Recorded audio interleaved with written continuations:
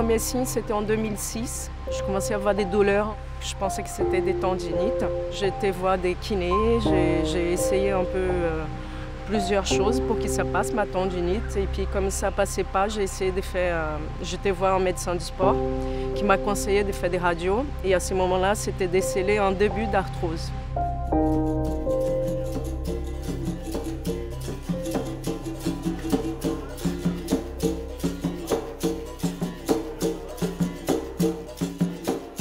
Les douleurs, ça ressemblait à des tendinites aiguës, à l'aine, mais ça ne m'empêchait pas encore de faire mes mouvements. C'est des douleurs qui lancent, qui me réveillaient tout le temps la nuit, donc je ne dormais plus non plus.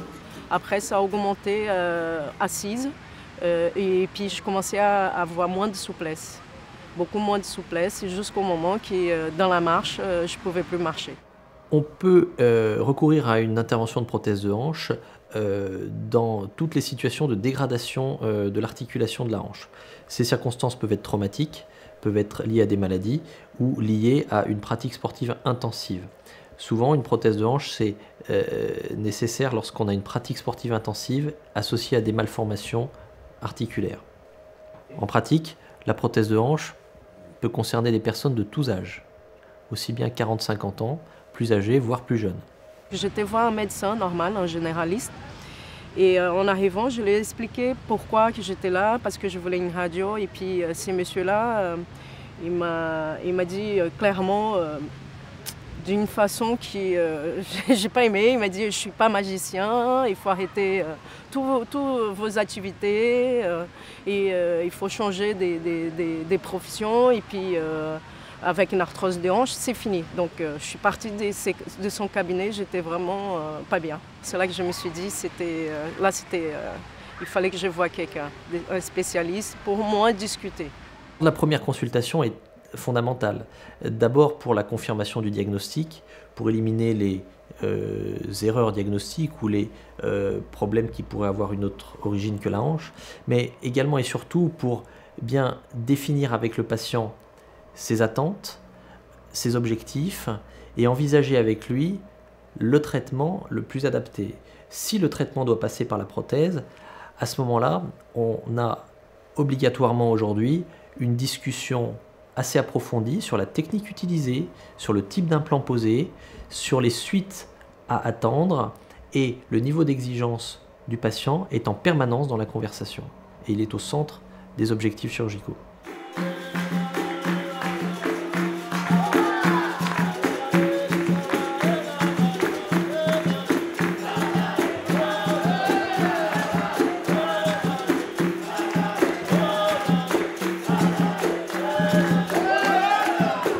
J'ai eu mon rendez-vous avec les chirurgiens de la hanche.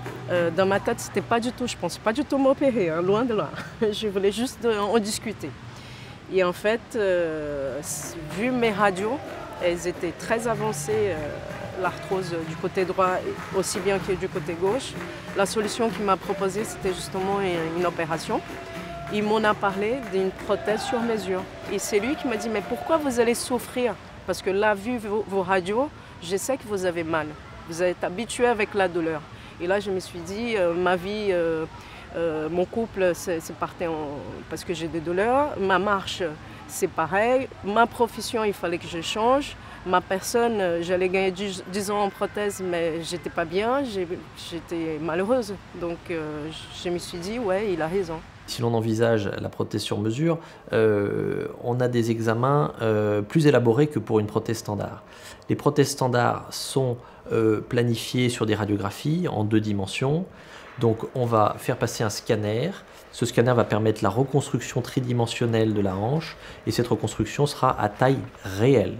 Il est absolument fondamental que la décision de prothèse de hanche intervienne après une maturation psychologique complète. Donc il serait absolument très violent et très dommageable pour le patient qu'il y ait une quelconque pression que ce soit de la part du corps médical et du chirurgien pour aller vers une intervention radicale comme le remplacement d'une articulation.